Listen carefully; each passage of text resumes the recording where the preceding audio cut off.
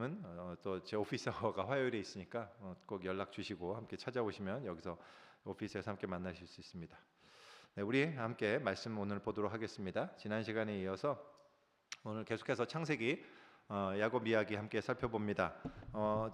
오늘은 야곱이 이제 지난 시간에 우리 야곱이 결혼하는 내용을 우리가 살펴봤는데요. 그래서 라헬을 사랑하고 그래서 라헬을 얻기 위해서 7년을 일했는데 이제 자기가 그렇게 원치 않았던 레아와 또 결혼하게 되고, 그래서 더 7년을 일해서 또 라헬과 또 라헬도 자기 아내로 취하고 더 7년을 일하게 된 그 내용을 여러분들이 우리가 살펴봤습니다. 그래서 거기에 이어서 그 아내들을 통해서 자녀들이 태어나는 모습이 이제 29장과 30장의 내용인데요. 그 내용을 다루려고 합니다. 내용이 길기 때문에요. 오늘 전체 다 읽지는 않겠고요. 아주 짧게 일부만 읽고 전체 내용은 제가 설명드리는 방향으로 할게요. 몸이 불편하지 않으시면 우리 다 함께 일어나셔서 한 목소리로 읽었으면 좋겠습니다. 창세기 29장 31절과 32절 그리고 30장의 3절입니다. 마지막 3절 우리 함께 읽을까요? 시작. 여호와께서 레아가 사랑받지 못함을 보시고 그의 태를 여셨으나 라헬은 자녀가 없었더라. 레아가 임신하여 아들을 낳고 그 이름을 르우벤이라 하여 이르되 여호와께서 나의 괴로움을 돌보셨으니 이제는 내 남편이 나를 사랑하리로다 하였더라.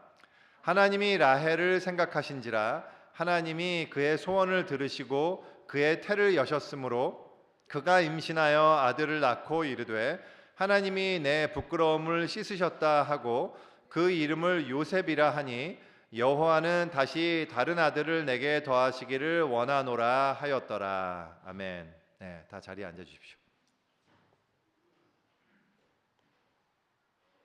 근데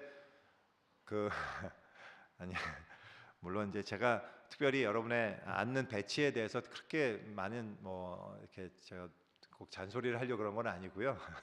근데 특별히 항상 저희 교회 예전부터 저희 교회는 이제 그 설교자를 향하여 공격적인 이 하객진을 펼치고 계시거든요. 항상 이렇게 하객 형태로 중간을 비워두고 양 날개로 향해서 저를 공격하는 이 대형을 항상 취하곤 하세요. 근데 이유가 있으신 건가요? 특별히 더우신가요? 이쪽 이제 그리고 특별히 오늘 또 이쪽에 더 많이 앉으셨는데 그래도 가급적 이렇게 이쪽도 많이 오시고 좀 앞쪽으로 앉으시면 감사할 것 같습니다. 그래서, 그냥 왠지 재밌어서 그냥 말씀드린 거예요. 너무 참 그래요. 네, 저희 우리나라에서 한때 아마 대략 한 20년 전, 25년 전쯤이었을 것 같아요. 그래서 그때 각 교회에서 굉장히 많이 불렸던 굉장히 많은 사람들의 사랑을 받았던 찬양이 하나 있습니다. 굉장히 선풍적인 인기를 끌었죠. 그래서 그 제목은 다 아실 거예요. 당신은 사랑받기 위해 태어난 사람. 그래서 당신은 사랑받기 위해 태어난 사람, 이런 찬양이었습니다. 가사가 이제 제가 실어놨는데요. 그래서 당신의 삶 속에서 그 사랑 받고 있다라는 선언과 태초부터 시작된 하나님의 사랑은 우리의 만남을 통해서 열매를 맺고, 그래서 당신이 존재함으로 인해서 얼마나 큰 기쁨이 되는지 모르겠다. 당신은 사랑받기 위해 태어난 사람이다. 이런 어떤 고백을 담고 있습니다. 많은 분들 한 번쯤 당연히 불러보셨을 것이고, 그리고 또 이 찬양을 좋아하신 분들도 꽤 계셨을 거라 생각합니다. 근데 이제 솔직히 이제 저는 개인적으로 이 찬양을 그렇게 큰 소리로 잘 부르진 못했던 것 같아요. 그러니까 저를 잘 아시는 분은 아시겠지만 제가 이렇게 막 낯간지러운 걸 잘 못하거든요. 그래서 부를 때마다 굉장히 낯간지러운 느낌이 들고 손발이 오그라드는 느낌, 그런 것들이 좀 있었습니다. 그래서 솔직히 이 찬양에 대해서 좀 비판적인 입장이었고요. 그 당시에 이제 그런 생각을 좀 했어요. 당시 이제 시대 정신이라고 할 수 있잖아요. 이제 현대인들의 어떤 비뚤어진 자기애, 굉장히 자기를 사랑하고자 하는 그 욕망이 이제 많이 이제 붐업이 일어나던 그런 시기이기도 해서요. 그런 거에 굉장히 부합하면서 인기를 얻는 게 아닌가, 그런 의구심으로 바라보면서 이제 마지못해서 이 찬양을 부르곤 했던 그런 생각이 좀 있습니다. 그런 생각이 사실 꼭 틀린 것만은 아닌 것이, 실제로 이 노래가 찬양으로 만들어졌음에도 불구하고 교회 안에서만 불렸던 게 아니고요. 기독교라는 아무런 관계 없는 TV 드라마나 영화 이런 데서도요, 배경음악으로 굉장히 자주 당시에는 막 사용됐었거든요. 그래서 제가 여러 번 봤기 때문에 그래요. 근데 이렇게 이제 사랑받고 싶어하는 욕망은 이제 단순히 현대인들만의 이 시대 정신으로 치부할 수는 없고요. 역사적으로 모든 사람들은 사랑을 갈구하죠. 변치 않는 사랑을 갈구하는 어떤 인간의 마음은 고대로부터 뭐 현대까지 지금 뭐 시와 노래와 여러 가지 예술 작품 속에서 불려지고 찬양되던 것이 인간의 역사예요. 특별히 이제 오늘 본문에 우리가 읽었던 내용들은 이제 야곱의 아내를 통해서 야곱의 아들들이 태어나는 장면인데요. 사실 이것은 아브라함이 그 하나님으로부터 받았던 약속, 그러니까 하나님이 말씀하셨잖아요. 네 자손이 하늘의 뭇별과 같이 많을 것이다라고 말씀하셨던 그 약속이 성취되는 데 있어서 이스라엘의 12지파의 머리가 태어나는 굉장히 중요한 의미를 담고 있는 본문이기도 해요. 그래서 사실 이 본문은 그런 신학적인 역사적인 의미에서의 관점에서도 우리가 파악해 볼 수 있는데요. 저는 오늘 그런 관점보다 레아와 라헬의 모습을 통해서 사랑을 갈구하는 인간 삶의 어떤 축소판과 같은 그런 걸 바라보는 관점으로 여러분과 함께 오늘 본문을 생각해 봤으면 좋겠습니다. 그래서 오늘 본문의 내용은 우리가 짧게만 몇 부분만 읽었지만 이런 내용이에요. 지난 시간에 살펴봤던 것처럼 야곱은 라헬을 지극히 사랑합니다. 그래서 열심히 수고한 끝에 라헬과 결혼하게 됐지만 이제 외삼촌 라반의 계략으로 인해서 자기가 그렇게 원치도 않고 생각지도 않았던 라헬의 언니인 레아와도 이제 결혼하게 되죠. 레아도 아내로 맞이했습니다. 그래서 이런 상황을 고려해 볼 때 레아와 라헬이 야곱에게 어떤 대우를 받으면서 살았을지가 충분히 상상이 되죠. 그래서 레아는 야곱에게서 별로 사랑을 받지 못했던 것이 분명합니다. 그래서 본문도 밝히고 있지만 무엇보다도 그 자녀들의 이름에 그 심정이 다 반영돼 있거든요. 그래서 야곱이 별로 사랑하지는 않았지만 당연히 이제 정실 부인의 한 명이었기 때문에 공식적인 아내잖아요. 그러니까 의무적인 잠자리는 당연히 했을 거고요. 그런데 그때마다 하나님의 은혜로 레아는 이제 자녀를 가지게 돼요. 그리고 아들을 낳아요. 이제 첫 아들을 낳았는데 그 아들의 이름을 르우벤이라고 합니다. 여기서 이제 창세기 기자가 야곱의 아들들의 이름에 담긴 의미를 이렇게 해석해주고 있는데요. 제가 여러분들께 참고로 말씀드리면 여기서 이런 해석은 단순히 그 이름의 뜻을 얘기하는 건 아니에요. 그러니까 예를 들어서 저희 뭐 아시다시피 저희 막내 이름은 정은우거든요. 은우. 근데 은우라는 이름은 그 은혜 은자의 비우자예요. 그래서 은혜의 비라는 뜻인데요. 그런 것처럼 야곱의 아들들 이름들도 그 이름에 그 뜻이 담겼다 이런 건 아니란 말이죠. 사실은 이 히브리어로 작성된 이 이름이요 분석이 굉장히 복잡하고 어렵습니다. 그 이름의 뜻도 있지만 히브리어 상의 그 음과도 관련이 되어 갖고요. 이 언어의 유희가 굉장히 많이 나타나거든요. 사실 이 이름 분석이 굉장히 복잡하고 어려운데 그래서 우리 일반인들은 이름을 분석하기가 쉽지 않겠죠. 하지만 우리가 그 주석가들과 신학자들의 도움을 받아서 그런 것들을 좀 추정해 볼 수도 있고요. 무엇보다도 중요한 것은 이 저자가 해석해 준 내용이잖아요. 그래서 이게 참고로 그냥 말씀을 드린 겁니다. 이제 첫째 아들의 이 르우벤은 여호와 하나님께서 자기의 괴로움을 보셨다라는 의미를 포함해서 이제 이 지은 이름이라고 합니다.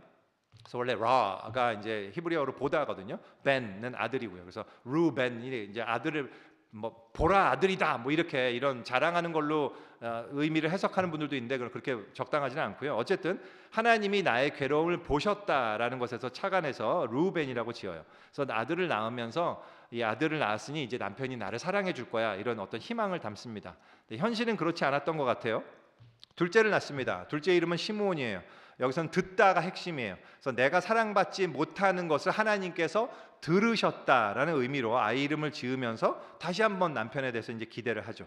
그리고 세 번째는 레위입니다. 이 이름을 통해서는 연합이라는 의미가 강조가 되는데요. 그래서 레위를 낳고 난 다음에 아들을 이제 셋이나 낳았으니 남편이 나와 연합해 줄 거야, 나와 함께 이제 해줄 거야라고 그런 기대를 합니다. 뭐 읽다 보면 너무 레아가 안 됐죠, 여러분, 그죠? 레아가 너무 참 그래요. 여전히 근데 현실은 안 바뀌었던 것 같아요. 그리고 넷째를 낳습니다. 유다예요. 이번에는 남편과 관계없이 여호와 하나님을 찬양합니다라는 그런 영적인 의미로만 아들의 이름을 지어요. 그렇게 레아가 아들 넷을 낳습니다. 근데 그러는 동안에 라헬은 이제 뭐 모르긴 몰라도 당연히 야곱은 라헬과 훨씬 더 많은 잠자리를 가졌을 거고요. 이제 그럼에도 불구하고 라헬은 아이를 가지지 못합니다. 당시 여성들은 우리나라 옛날에도 그랬지만 아이를 가지지 못하면, 특별히 아들을 낳지 못하면 막 굉장히 일종의 저주이자 실패라고 간주되던 그런 분위기가 막 있었잖아요, 동양에는. 그래서 라헬도 틀림없이 그랬을 거예요. 라헬은 너무나 무척 괴로웠을 겁니다. 그래서 언니를 질투하면서 야곱에게 성질을 냅니다. 막 나도 아이 가지고 해, 나도 아이 가지게 해, 막 이랬나 봐요. 그러니까는 그 남편을 안 그러면 나 죽어버릴 거야 막 이렇게 협박을 하니까, 야곱이 아무리 라헬을 사랑하는 야곱도 이제 막 확 짜증이 났던 것 같아요. 그래서 아니 이게 내 탓이냐? 이건 하나님께 달린 일이지 뭐 이러면서 이제 화를 내는 이런 장면이 나옵니다. 물론 사실 라헬도 그런 사실을 당연히 알았겠죠. 이게 야곱 탓할 문제는 아니라는 거 알았을 거예요. 다만 이제 자기의 괴로움을 호소하는 거죠. 근데 언니는 계속 아들을 낳는데 자기는 계속해서 실패하니까 얼마나 화가 나고 샘나고 열받고 막 그래서 견딜 수가 없었나 봐요. 그래서 결국은 자기 여종을 빌하를 남편에게 들여 보냅니다. 예전에 이제 아브라함이 아내 사라가 아이를 못 낳으니까 그 하갈이라는 여종을 통해 갖고 이스마엘을 낳은 적이 있잖아요. 그런 것처럼 실제로 당시에 이 여주인이 아이를 못 낳으면, 당시 그 고대에는 그 자기 하녀로 하여금, 그러니까 시바지라 그러죠. 시바지. 지금 제가 욕하는 줄 알고 깜짝 놀라신 분 계시죠. 시바지는 욕이 아닙니다. 이제 그 대리모에 관한 어떤 그런 건데, 대리모라는 표현보다 이제 시바지가 더 맞는 것 같아요. 어쨌든 이 시바지가 돼서 아이를 대신 낳아주는 거예요. 그러면 이 엄마는 여주인이 엄마는 그 아이를 낳은 여종이 아니라 그 주인인 여주인이 엄마가 되는 거란 말이죠. 그런 사회 제도였어요. 그래서 자기가 애가 안 생기니까 자기 여종 빌하를 통해서라도 자기 이제 대리 만족을 하기 위해서 자녀를 가지겠다는 의지로 빌하를 들여보냅니다. 그래서 빌하와 야곱이 동침해요. 그리고는 정말로 아이를 낳습니다. 그래서 빌하가 임신해서 아이를 낳으니까 이름을 단이라고 해요. 단은 심판하셨다 혹은 변호하셨다, 어떤 이런 뜻인데요. 라헬은 이것을 하나님이 나의 억울함을 풀어주셨다라는 의미로 담아서 이름을 이렇게 단이라고 짓는 거란 말이죠. 그러고 난 다음에 빌하가 다시 한번 또 임신해요.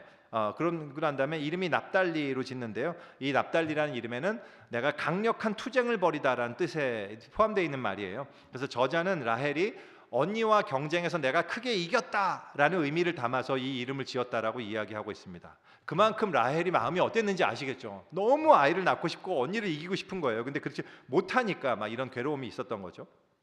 그러더니 언니 레아가 이미 아들이 4명이나 낳는데도 불구하고 이런 동생이 너무 어처구니가 없고 괘씸했던 것 같아요.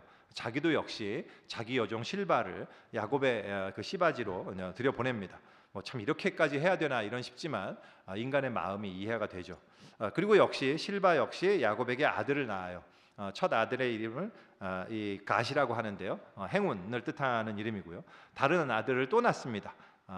그래서 두 번째 또 낳는데 그 이름은 기쁘다라고 해서요, 이 아셀이라고 이름을 지어요. 그래서 이 아셀에 담겨 있는 뜻은 여인들이 나를 보면서 얼마나 좋을까라고 말할 것이다라는 어떤 이런 의미를 담은 거죠. 그리고는 그 다음에 이 시점에 한 일화가 삽입되는데요. 레아의 아들, 첫 아들이죠, 르우벤, 첫 아들이자 야곱의 장자죠. 르우벤이 들에 나갔다가 합환채를 발견합니다. 제가 이 합환채 사진을 내가 여기 삽입해 넣는다는 것을 깜빡 잊었습니다. 죄송해요. 그래서 합환채라는 게 어떤 꽃이고요, 그 식물이 있고 뿌리가 있거든요. 근데 그거를 이제 다려서 먹으면 그게 일종의 최음제 역할도 하고 또한 임신하게 하는 역할도 한다는 그런 이제 얘기가 있었던 것 같아요. 그래서 이 합환채를 발견합니다. 그리고 그걸 캐와요. 근데 이거를 이제 이제 자기 엄마 레아한테 주죠. 근데 그거를 라헬이 알았나 봅니다. 그래서 그거를 give me that 그런 거예요. 그러니까 레아가 화가 나서 얘기합니다. 아니, 네가 내 남편도 뺏어 놓고는 내 아들이 주는 합한채도 뺏어가려고 그러냐, 막 이런 얘기를 해요.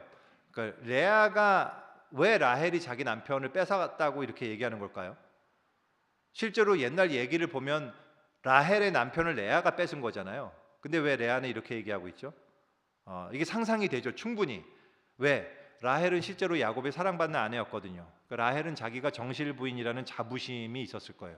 그리고 자기가 야곱을 좌지우지했겠죠. 그러니까 그것 때문에 언니 레아의 자존심을 상하게 하는 일이 굉장히 많았을 것 같아요. 남편에 대한 주도권을 다 라헬이 갖고 있으니까 아마도 그냥 상상해 보건대 뭐 아무리 레아가 저거는 이제 뭐죠? 뭐 야곱의 그렇게 사랑을 받지 못했다 하더라도 정실 부인의 한 명이니까 뭐 하다못해 일주일에 한 번 뭐 수요일은 매주 수요일은 내가 레아와 함께하는 어떤 날 그런 남편이 정해놓은 날이 있을 거예요. 근데 어떤 날에는 라헬이 수요일인데도 불구하고 라헬이 노 가지마 나랑 같이 있어 그러면 야곱은 어떻게 했을까요? 당연히 그냥 라헬과 같이 있었겠죠. 그런 일들이 비일비재했을 거란 말이죠. 그러면 그때 받게 될 레아의 수모와 그 자존심의 상처와 그 모멸감 그런 게 얼마나 많았겠습니까? 정말 적지 않게 그런 화난 일을 당했을 것 같아요. 그런 억울한 마음을 라헬한테 얘기하는 거죠. 그러자 라헬이 제안을 해요. 대신 언니 나한테 그 합한 채 주면 이번에 야곱 남편이 언니랑 자게 해줄게. 뭐 이런 얘기를 하는 거예요. 참 그러자 레아는 그 제안을 받아들여요. 참 이거 보면서 레아에 대한 마음이 너무 짠하지 않아요? 진짜 야 이게 너무 안 됐어요. 남편한테 얼마나 사랑받고 싶었을까. 정말 자존심 상하게 진짜 이 동생한테 이렇게 비굴한 모습까지 보여가면서 이런 제안을 받아들여야 할까 뭐 이런 생각이 드는데요. 근데 레아는 그 제안에 응합니다. 그리고 합한 채를 동생에게 주고 자기는 남편을 맞이해요. 근데 이런 거 읽으면서 우리가 그런 생각이 들죠. 야, 진짜 라헬 진짜 못됐다. 이게 TV 드라마면 이제 악녀가 라헬이고 이 좀 착한 역할이 이제 레아나 뭐 이런 거나 마찬가지잖아요. 그러면 마음속에 그런 생각이 들죠. 레아는 잘 됐으면 좋겠고 라헬은 좀 정신 차리게 좀 못된 일이 생겼으면 좋겠고 막 그러잖아요. 우리 마음이. 근데 진짜로 그렇게 돼요. 그래서 직접 정작 언니에게 합한 채를 언니에게서 뺏어간 사람은 라헬이거든요. 근데 라헬은 여전히 애를 못 낳고요. 그에 반해서 레아는 다시 아이를 가지게 됩니다. 정말 놀랍죠. 그래서 레아가 또 아들을 또 낳아요. 그래서 그 이름을 이사갈이라고 합니다. 샤카르라는 것은 이제 보상이란 뜻인데 하나님이 나에게 보상을 주셨다라는 어떤 그런 의미를 담고 있는 이사갈이라고 부릅니다. 그러고 난 다음에 다시 한번 또 아들을 더 낳아요. 그래서 그 이름은 이제 스불론, 그래서 스불론인데요. 그 이름에는 하나님이 나에게 후한 선물을 주셔서 아들을 6명이나 낳았고 그렇기 때문에 남편이 이제는 나와 함께 살겠지라는 어떤 이런 소망을 담고 있어요. 그래서 레아는 이렇게 아들을 낳고도 여전히 야곱에 대한 그리움과 그런 아쉬움을 계속 갖고 있어요. 그리고 마지막으로 레아는 또 아이를 낳아요. 이번엔 딸을 낳는데요. 그 이름을 디나라고 하는 그렇게 이 아이를 또 낳습니다. 이런 일들이 진행되는 동안에 라헬의 마음은 어땠을까요? 여러분이 라헬이었다면 우리는 물론 라헬을 좀 못된 여자, 너무 쌤통이다 이런 마음으로 우리가 바라보고는 있지만 실제 이때의 라헬의 마음을 생각해 보면 그 마음도 레아 못지않게 너무 속상하고 괴롭고 답답했을 것 같아요. 그죠? 남편의 총애를 받는 건 난데도 그런데도 불구하고 정말 가련한 삶을 산다는 생각을 스스로 했겠죠. 내가 애를 못 낳으니까 그거 하나 때문에요. 다른 모든 게 충족돼 있어도 만족을 못 하는 거죠. 계속 괴롭고 원망하는 마음만 가지고 사는 거예요.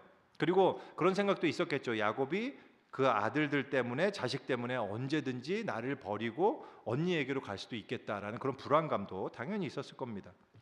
좌우간 라헬도 그렇게 안쓰럽고 불행한 삶을 살다가요. 하나님이 그녀를 생각하십니다.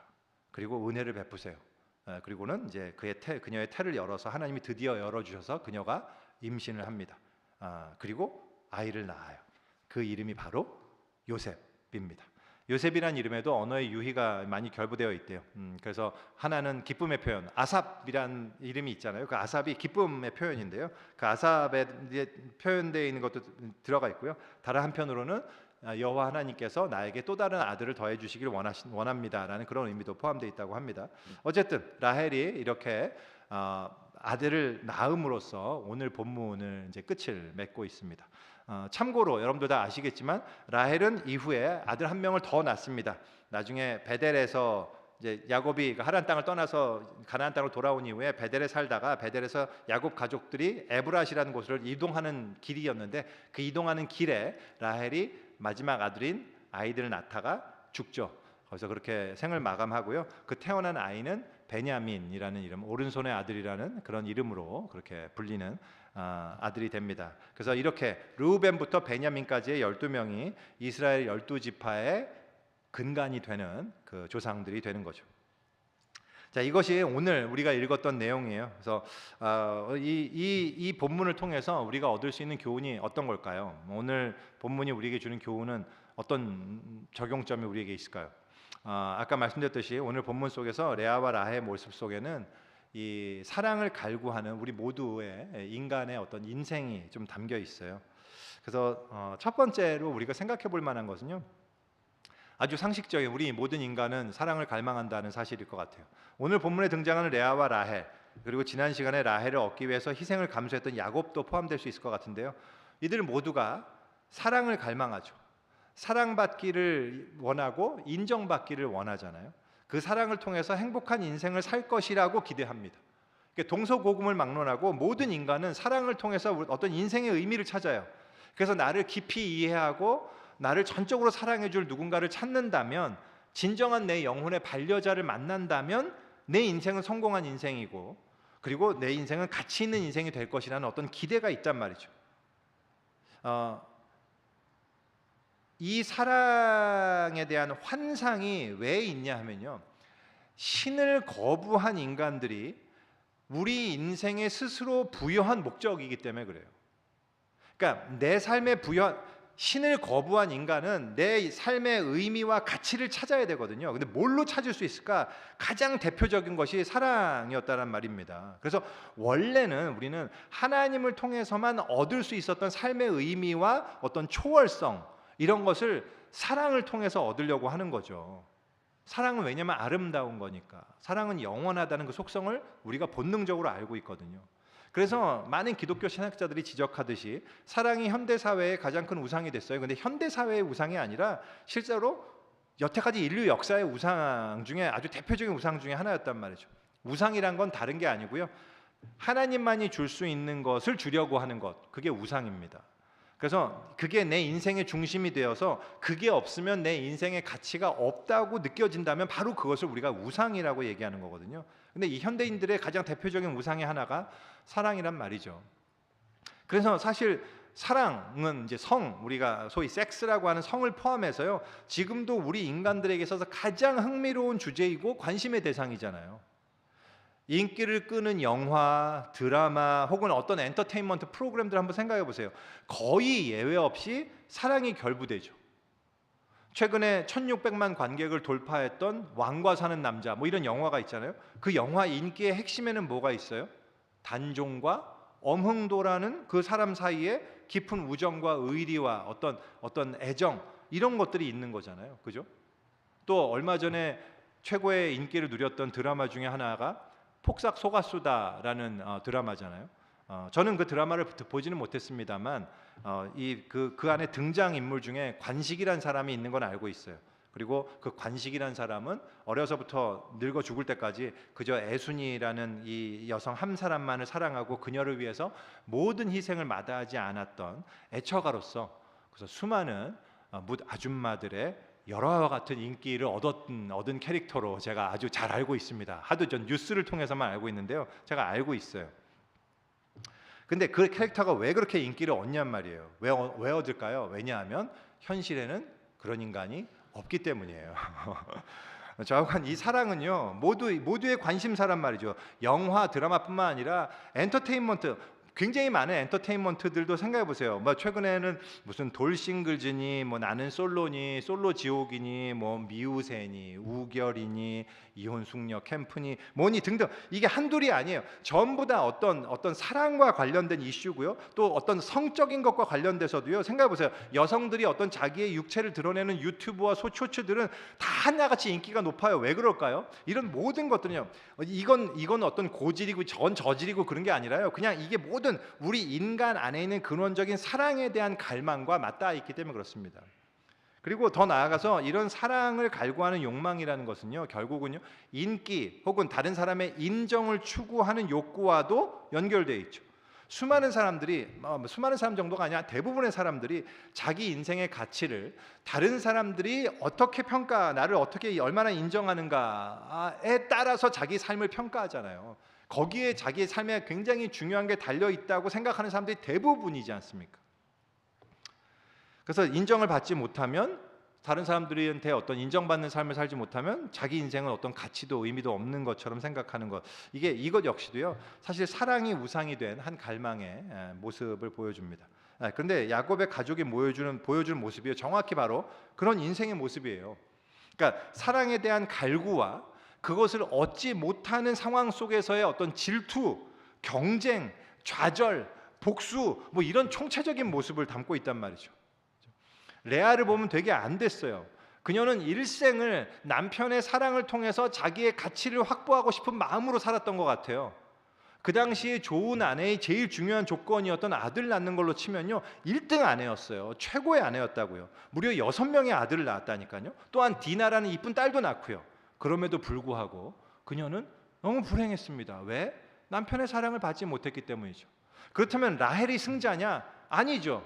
라헬은 다 가졌어요. 라헬은 안 가진 게 없어. 이쁜 얼굴과 몸매도 있고 남편의 사랑도 독차지하고 그런 모든 특권을 누렸습니다. 근데 그녀가 그러면 인생에 만족했느냐? 아니란 말이죠. 왜? 왜냐하면 아이를 낳지 못했거든요. 자녀의 출산을 통해서 자기의 가치를 확보하고자 했던 그녀의 바람이 번번이 좌절됐기 때문이에요. 그것 때문에 그녀의 인생은 너무 불행했습니다. 특별히 아들을 숭덩숭덩 낳아주는 언니와의 비교를 통해서 극도의 질투심과 불안감을 가지고 남편을 닥달하는 삶을 살았단 말이죠. 그러니까 그런 거 보면요 라헬의 삶도 너무 불행해요. 너무 안 됐어요. 그러면서 서로 상대방이 얼마나 아픈지, 얼마나 괴로운지, 얼마나 속상해야 할지에 대해서는 별로 관심이 없어요. 다들 그냥 자기의 아픔과 자기 상처에만 집착해갖고요 내 소원이 소원되니 충족되지 않은 것을 평생의 한으로 안고 살아가는 거죠. 근데 이게 정확히 우리 인생의 모습이잖아요. 모든 사람들은 자기 문제만 봐요. 그냥 내 문제에만 함몰되어 있단 말이죠.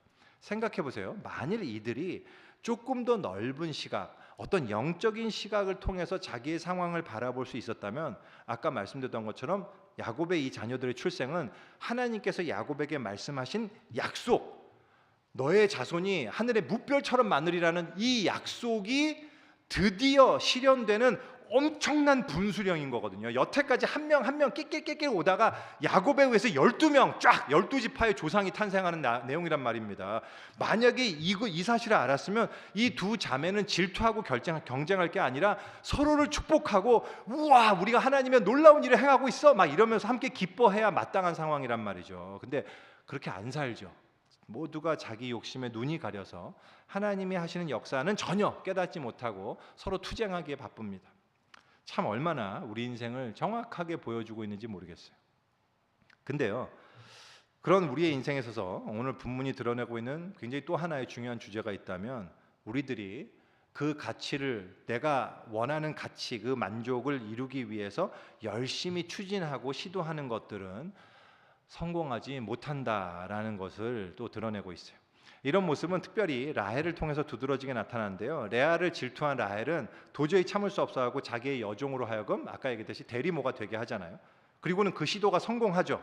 그렇게 해서 단과 납달리를 낳는단 말이죠.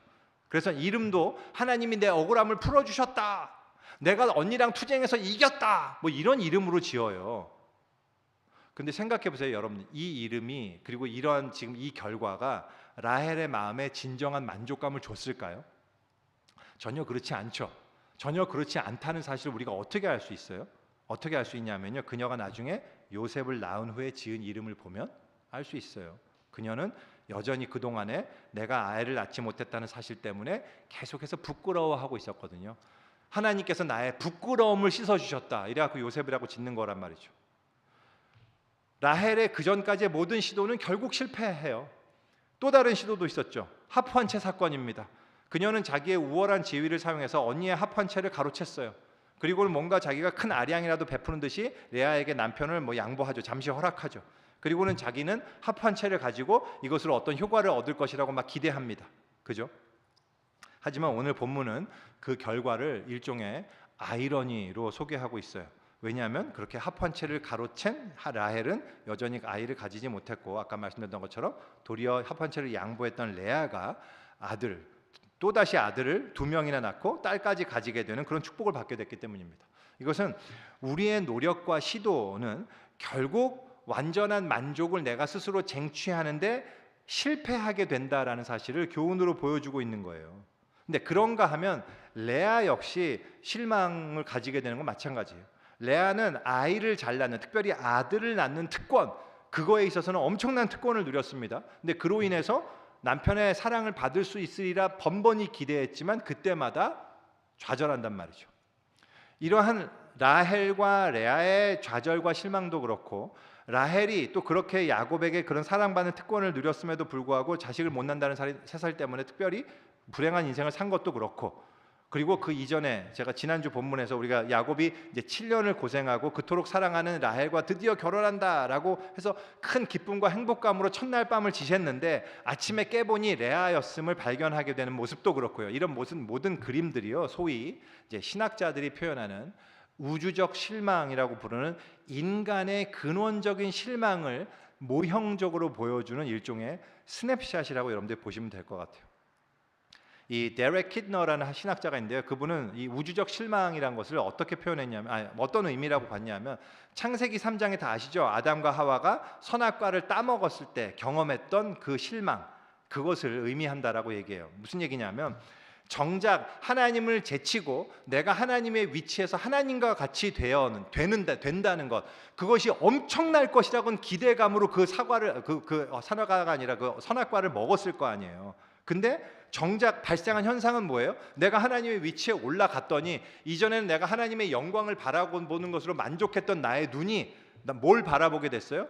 그냥 초라한 나를 바라봄으로써 만족해야만 하는 상황이 됐단 말이죠.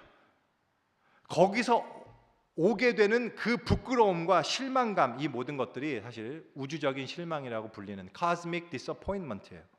그런데 이것이 우리 모든 인생에 있다라고 얘기한다는 말이죠. 그래서요, 이것이 우리 인생 속에서 우리가 경험하는 숙명이에요. 그러니까 우주적인 실망이라는 것은 우리가 이 땅에서 무엇을 추구하든 간에 그것을 성취하지 못해서 우리가 느끼는 절망도 있겠지만, 그 절망이라기보다는 그것을 결국 성취했음에도 불구하고 정작 내가 기대하던 참된 만족을 얻을 수가 없게 되는 어떤 자각, 바로 그것을 우주적 실망이라고 얘기하죠. 우리 모든 인생은 바로 이런 실망이 우리 인생에 자리하고 있단 말이죠. 옛날에 제가 이제 어르신들이 저한테 해주셨던 그런 얘기가 있어요. 결혼에 관해서, 결혼은 해도 후회, 안 해도 후회다, 이런 얘기를 하셨거든요.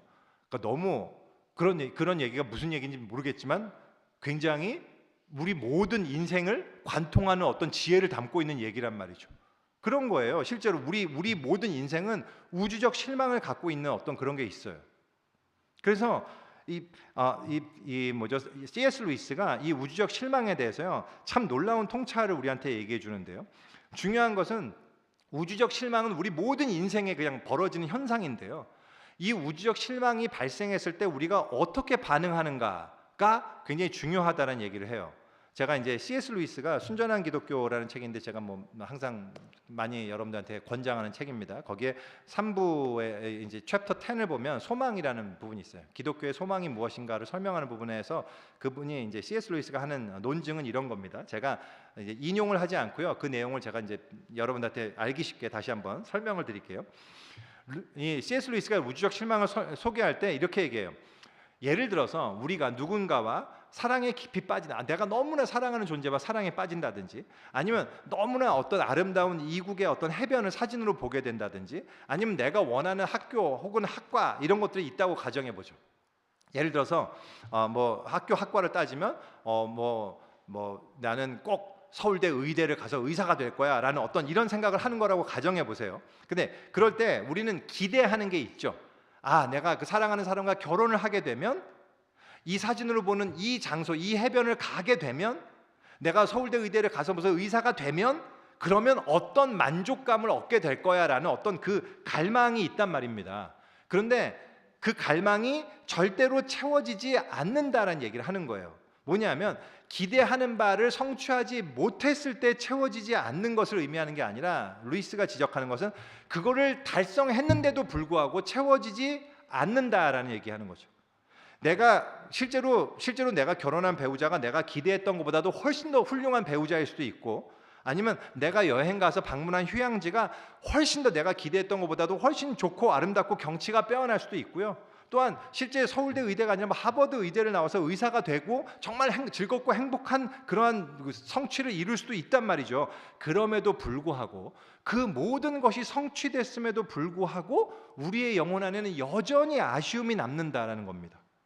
이게 뭐지? 이게 전부인가? 내가 이것 때문에 이렇게 했던 건가? 라는 이러한 실망을 우리 모두는 만나게 된다는 얘기를 하는 거예요. 그런데 이 실망을 우리가 만나게 될 때 잘못 대처하는 두 가지 방식과 올바르게 대처하는 한 가지 방식이 있다고 C.S. 루이스가 소개하고 있습니다. 첫 번째, 이런 어떤 거를 성취했는데 나한테 충분한 만족감이 주어지지 않는다라고 하면 첫 번째 사람들은 내가 달성한 대상이 뭔가가 부족하기 때문에 만족감을 얻지 못하는 거라고 생각하는 부류예요. 그래서 내가 결혼한 배우자가 만약에 다른 누구였다면, 그 사람이었다면 내가 진짜 만족할 수 있었을 거야. 내가 방문한 휴양지가 아니라 다른 어디였다면, 그렇다면 내가 정말 만족할 수 있었을 거야. 내가 서울의대가 아니라 그 의사가 되는 게 아니라 다른 학교에 다른 학과를 전공해서 어떤 다른 뭐가 됐었다면, 그렇다면 진짜 만족할 수 있었을 거야라고 생각하는 부류를 얘기하는 거죠. 그렇게 해서 계속 다른 것을 트라이 보면서 끊임없이 어떤 내가 만족할 만한 기대를 찾다 보다가 그렇게 인생을 마치는 부류를 이야기합니다. 두 번째는 이런 거예요. 일종의 허무주의 혹은 인생에 대해서 나름 통달했다고 생각하는 사람들, 지혜자들이 가지는 입장인데요. 이런 사람들은 일찌감치 모든 것이 환상이라는 결론을 내린다고 합니다. 자, 어차피 다 부질없어. 어차피 다 환상일 뿐이야. 그런 생각들은 어렸을 때나 하는 것이고 이제 내 나이 정도 되면 무지개는 다 환상이라는 사실을 깨닫게 되는 법이지. 그러면서 매사에 어떤 특별한 기대하지 않는 거죠. 어차피 그것도 아무것도 아닌 부질없는 것에 불과할 것이 틀림없어. 그 환상이 쫓는 일일 뿐이야 라고 생각하면서 인생을 별로 신경 쓰지 않는 거예요. 이것이 이제 두 번째 반응이라고 할 수 있어요. 이제 C.S. 루이스가 얘기하는 부분은 만일 인간이 영원히 존재하는 것이 아니라면, 영원히 사는 존재가 아니라면 이 2번이야말로 굉장히 현실적이고 최선의 선택일 거라고 얘기를 합니다. 맞죠? 그죠? 사실은 죽고 사는 것이 그러니까 죽고 난 다음에 죽은 다음에 모든 것이 그냥 nothing으로 돌아가는 거라면요, 사실은 다 환상인 거거든요. 전부 부질없는 거예요. 그냥 다 필요 없어요. 어떻게 뭘 하든 다 똑같습니다. 그냥 지금 죽어도 괜찮아요. 그죠? 죽고 나면 어차피 느끼지도 못하니까. 근데 실제로 그것이 과연 맞는 것이냐 이런 겁니다. 이 C.S. 루이스는 한 가지 질문을 제시해요. 뭐라고 얘기하냐면, 그런데 만일 정말로 무한한 행복이라는 것이 있어서 우리를 진짜로 기다리고 있는 거라면 어떻게 되는 걸까라는 거죠.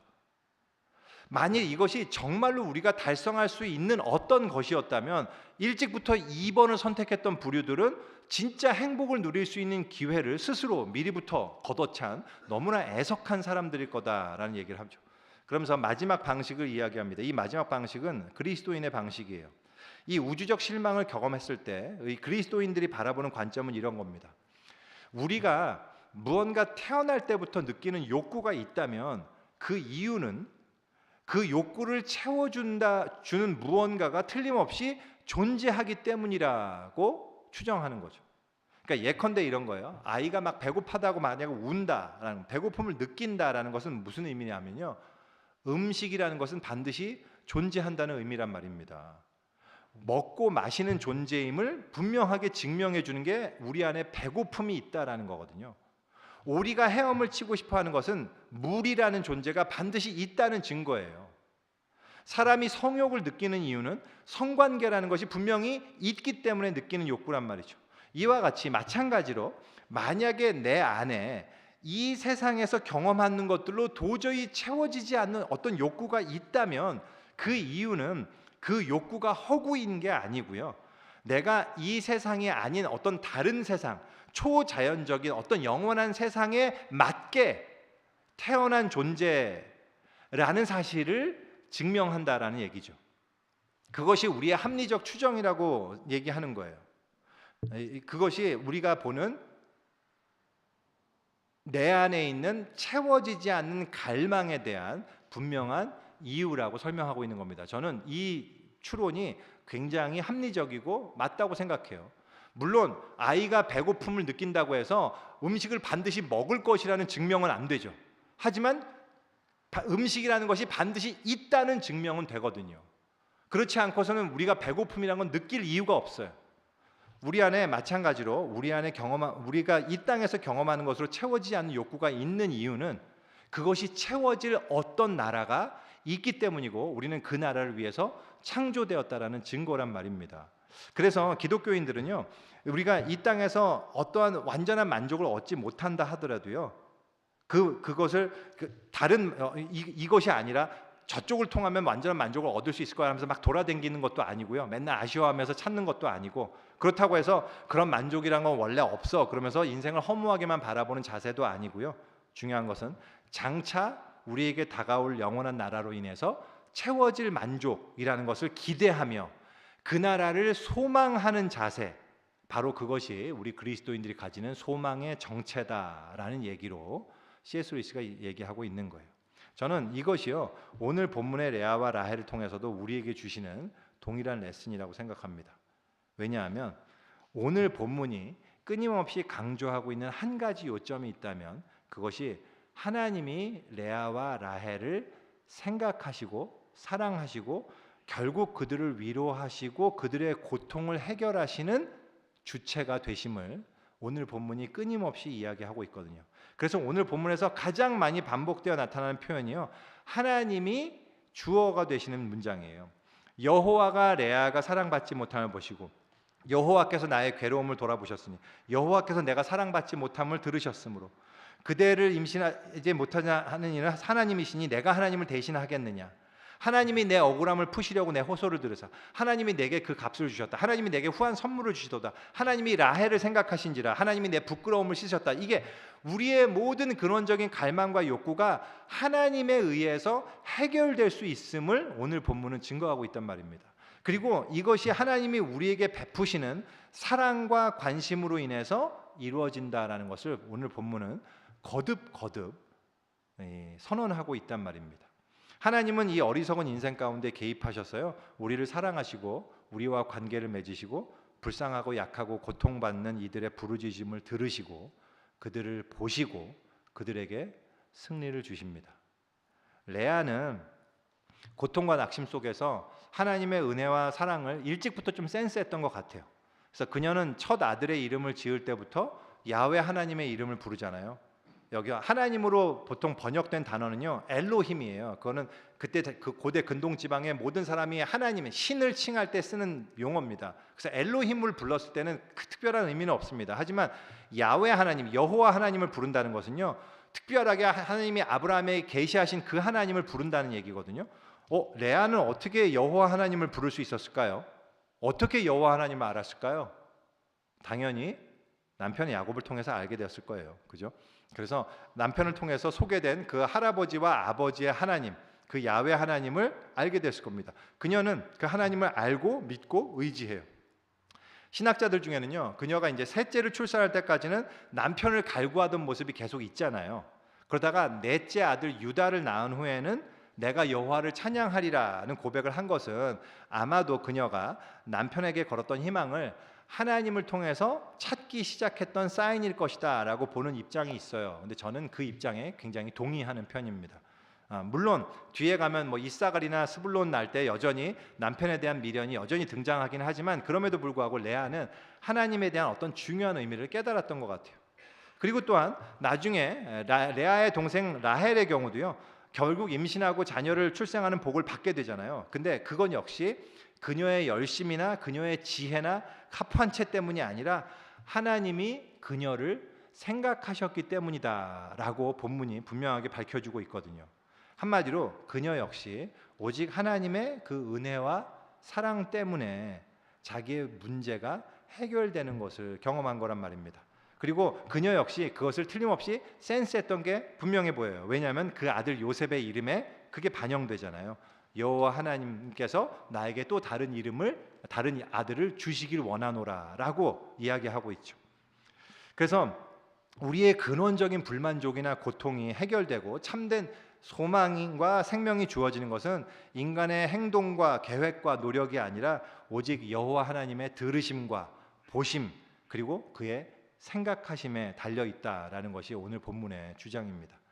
오늘 본문에 분명히 드러나 있는 것은 아니지만 한 걸음 더 나아가서 성경 전체를 통해서 얻을 수 있는 사랑에 대한 교훈이 있다면 우리는 이 땅에서 배우자를 통해 혹은 여러 가지 모양의 인간의 사랑을 통해서 참된 사랑을 맛보고 인생의 만족을 얻고자 하지만 성경이 거듭해서 이야기해 주는 것은요, 우리를 만족시킬 수 있는 진정한 사랑은 오직 하나님으로부터 우리에게 주어지는 사랑이라는 사실이에요. 너무 많이 들으셔서 이미 익숙한 내용이겠지만 우리가 이 사실을 잊어서는 안 됩니다. 구약과 신약을 통틀어서 하나님은 거듭 우리들에게, 이스라엘에게, 그리고 교회에게 당신이 참 신랑이다라는 사실을, 내가 참 부모라는 사실을 우리에게 계속해서 알려주세요. 이것은 참 사랑에 대한 아주 중요한 진실을 우리에게 알려주는 거예요. 제가 이제 몇 말씀만 인용하겠습니다. 호세아서에 하나님께서 우리에게 이렇게 얘기하시죠. 내가 네게 장가들어 영원히 살되 공의와 정의와 은총과 긍휼히 여김으로 네게 장가들며 진실함으로 네게 장가들리니 네가 여호와를 알리라. 하나님은 또한 부모의 역할도 이 부모가 실패한 사랑도 하나님이 우리에게 이루신다라는 약속을 주십니다. 내 부모는 나를 버렸으나 여호와는 나를 영접하시리이다. 신약에 오면요 더 분명해집니다. 예수님은 하나님을 우리의 아버지라고 가르치셨고요. 또한 예수님 자신이 우리를 신랑으로서 자기가 오셨음을 거듭 우리에게 분명하게 밝히고 계세요. 예수님은 천국을 늘 혼인잔치로 비유하셨고요. 또한 자기를 신랑으로서 수차례 비유로 이야기하시죠. 사도 바울 역시 에베소서에서 그리스도와 교회의 관계가 신랑과 신부의 관계임을 증거하고 계시고, 요한계시록 맨 마지막 19장에 보면요, 하나님 나라가 완성되는 마지막 때에 있을 잔치가 어린 양의 혼인잔치로 소개하고 있단 말이죠. 그리고 혹시 여러분들 그거 아세요? 여러분 요한복음 14장에 이 말씀 아주 유명한 말씀 잘 아시죠? 너희는 마음에 근심하지 말라. 하나님을 믿으니 또 나를 믿으라. 그렇지 아니하면 내가 너에게 일렀으리라. 내가 너희를 위하여 처소를 예비하러 가노니 내가 가서 처소를 예비하면 다시 와서 나 있는 곳에 너희 또 함께 있게 하리라는 말씀을 하시잖아요. 이 말씀이 가장 많이 인용되는 장소가 어디예요? 장례식장이잖아요. 장례식장에서 이 말씀 굉장히 많이 되는데요. 사실 이 말씀의 이 배경은 유대인의 결혼식이 모티브가 된다는 사실을 여러분 알고 계십니까? 이 말씀이잖아요. 내 아버지 집에 거할 곳이 많다. 내가 가서 거처를 예비하러 간다. 그리고 가서 거처를 예비하면 내가 다시 와서 너희를 데리고 갈 거야 라고 이야기하는 이 말은 전형적인 유대인 신랑이 유대 신부에게 정혼식에서 하는 얘기란 말입니다.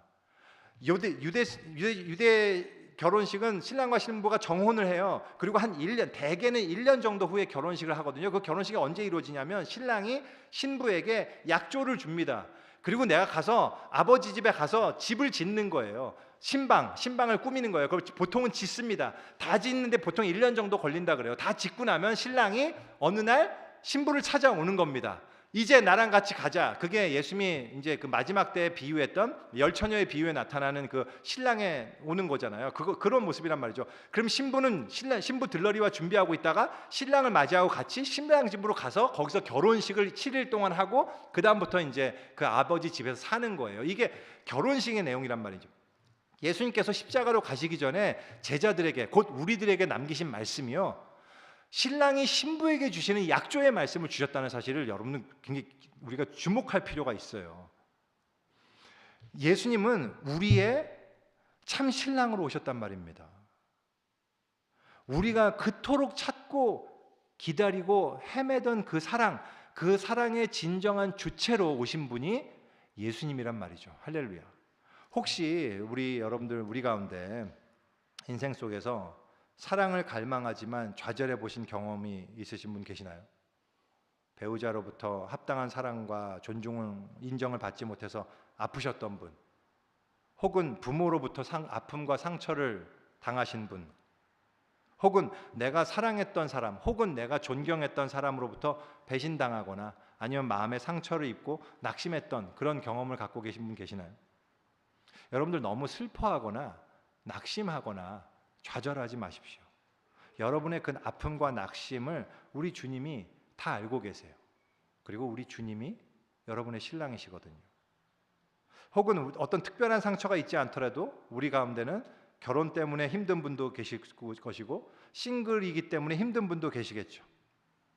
다양한 결혼 생활이 행복한 분도 계실 것이고 결혼 생활이 그다지 행복하지 않은 분이 계실 수도 있어요. 근데요, 이 사실을 우리가 분명하게 알아야 돼요. 어떤 경우에 계시든 간에 우리들 모두는 레아 아니면 라헬이에요. 그런데 중요한 것은 여러분들이 어떤 처지에 있으시든지 예수 그리스도를 만난 여러분의 인생은 이미 복되고 만족스러운 인생이시라는 사실입니다. 여러분 이 사실을 아십니까? 이 사실을 믿으십시오. 왜냐하면 여러분의 신랑이 예수 그리스도이시기 때문입니다. 할렐루야. 이 땅에서는 우리는 끊임없는 아쉬움과 우주적 실망을 경험하게 될 거예요. 하지만 우리가 낙심하지 않고 여전히 소망 가운데 기뻐할 수 있는 이유는 우리가 그 참 신랑이신 예수님을 만나게 될 것이기 때문입니다. 그리고 우리는 그 완전한 사랑 안에서 진정한 행복을, 여러분들이 그토록 찾아 헤매던 그 행복을 누리게 될 것이기 때문이에요. 근데 이렇게 얘기하는 게요, 이 얘기가 여러분의 배우자를 덜 사랑하셔도 괜찮다라는 의미가 아니라는 거는 여러분들 오해하지 않으셔겠죠? 오해 없으시겠죠? 우리가 참 신랑이신 예수님의 사랑을 더 풍성히 경험하고 믿고 의지하게 될 때 여러분의 이 땅에서의 결혼 생활은 더욱더 풍성한 기쁨과 사랑을 누리실 수 있을 거란 말이죠. 네, 한 가지만 더 얘기하고 마치겠습니다. 그렇다면 우리가 이 땅에서 나누는 사랑의 의미는 어떤 것인가? 그것은 뭐냐면요, 이 사랑들은요, 우리가 여기서 많은 사랑을 나눕니다. 그것도 다 좋은 거예요. 사랑은 나쁜 게 아닙니다. 다 좋은 거란 말이죠. 근데 그 사랑은 모형이자 그림자로서 우리에게 의미가 있어요. 그 사랑이 우리가 아름답다라고 생각할 수 있는 이유는 뭐냐면요, 그 사랑 자체가 아름답기 때문이 아니고요, 그 사랑이 하나님의 사랑, 즉 하나님을 보여주고 있기 때문이란 말이죠. 진짜 사랑이 가진 어떤 속성을 그 사랑이 담고 있기 때문이에요. 이 땅에서 우리가 나누는 모든 사랑은 실상 우리를 향한 하나님의 참 사랑을 가리키는 손가락들이란 말이죠. 사도 요한이 말씀하신 것처럼 하나님이 곧 사랑이시거든요. 우리가 왕과 사는 남자라는 영화를 보면서 거기에 단종과 어몽도의 사랑과 우정을 보면서 감동을 받고 눈물을 흘리는 이유는 뭐냐면요, 실상 하나님의 신실하고 충성된 그 사랑의 속성의 일부가 거기에 드러나기 때문에 그런 거란 말이죠. 우리가 애순이와 관식의 사랑을 보면서 깊은 감동을 받는 이유는 거기에 하나님의 애정과 연민, 변치 않는 사랑이라는 하나님의 사랑의 그 속성의 일부가 거기 비춰지기 때문이란 말이죠. 우리가 엄마 혹은 아빠의 사랑을 생각하면서 깊은 감동을 받는 이유는 실상 하나님의 그 헌신적이고 희생적인 아낌없는 은혜와 사랑의 일부가 아빠와 엄마를 통해서 우리에게 나타나기 때문인 거예요. 이 세상의 모든 사랑은 실상은 오직 하나님으로 말미암은 거란 말이죠. 오직 하나님의 그 속성, 그것만이 유일한 사랑이에요. 참된 사랑이란 말이죠. C.S. 루이스가 이것을 아름답게 이렇게 표현했습니다. 제가 이건 다른 책인데 네 가지 사랑, The Four Loves라는 책에서 그 마지막 부분이 제가 너무 사랑하는 부분을 여러분한테 인용해 드릴게요. C.S. 루이스의 얘기입니다. 우리의 믿는 바가 모두 거짓이 아닌 한 우리의 존재 목적을 순전히 인간적인 사랑의 천국에서 발견한다는 것은 거짓된 꿈에 불과합니다. 우리는 하나님을 사랑하도록 지음받은 존재입니다. 지상에서 우리가 어떤 이들에게 사랑을 느꼈던 것은 다름 아니라 그들에게서 그분을 닮은 어떤 면을 보았기 때문입니다. 그들에게서 그분의 어떤 아름다움이나 사랑이나 지혜나 선을 보았기 때문입니다. 우리는 그들을 너무 많이 사랑하고 있는 것이 아니라 우리가 대체 무엇을 사랑하는가를 제대로 이해하지 못하고 있는 것입니다. 우리는 사랑했던 이들에게서 등을 돌려 어떤 낯선 존재에게 가는 것이 아닙니다. 하나님의 얼굴을 뵙는 날 결코 그 얼굴이 낯설지 않을 것입니다. 왜냐하면 그분은 우리가 지상에서 만났던 모든 순수한 사랑의 경험 속에 이미 함께 계셨고 그 경험을 만들어내고 뒷받침해 주셨으며 그 속에서 매 순간 움직이셨기 때문입니다. 그 속에 있던 참된 사랑은 지상에서조차도 우리의 것이라기보다는 단연코 그분의 것이었으며 그분의 것이었기에 비로소 우리 것일 수 있었습니다.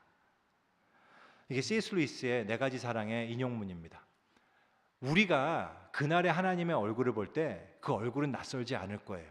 왜냐하면 그 얼굴 안에는 나를 사랑하셨던 내 엄마의 얼굴, 내 아빠의 얼굴, 내 아내와 내 남편의 얼굴, 내 자식의 얼굴, 내 친구들과 우리 교회, 사랑 성도들의 얼굴, 또 여러분을 사랑했던 여러분의 목사님의 얼굴도 거기에 있을 거기 때문에 그렇단 말이죠. 왜? 왜냐하면 그것은 그 사랑 자체가 훌륭해서가 아니고요. 바로 그것이 하나님의 일부를 우리한테 보여주는 것이기 때문에 그렇습니다.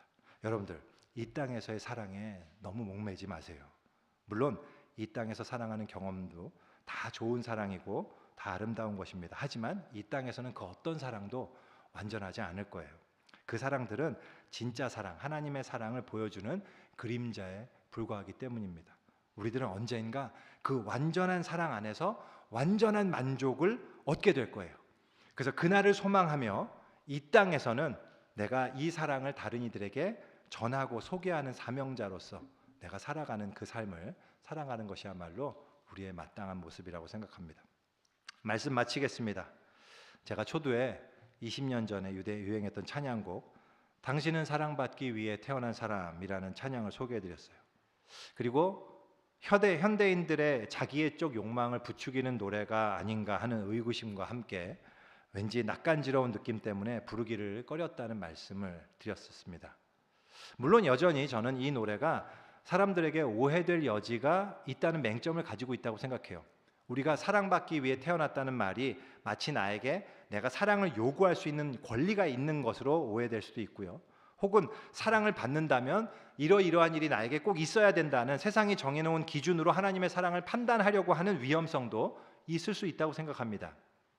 하지만 그런 위험성들을 제쳐놓는다면 이 찬양은요, 참으로 사랑에 대한 참된 진리를 담고 있음을 부인할 수가 없어요. 여러분, 우리는 사랑받기 위해 태어났을까요? 그 답은 예스입니다.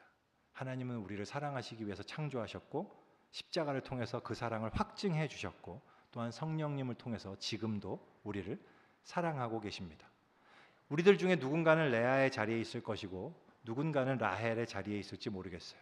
또 누군가는 야곱의 자리에 있을지 모르겠습니다. 하지만 진짜 진실이 뭐냐면요, 진짜 진실은 여러분은 모두 다 하나님의 참 사랑을 받는 복된 신부요, 이제 장차 그 사랑으로 말미암아 완성된 만족을 누리게 될 복된 존재라는 사실입니다.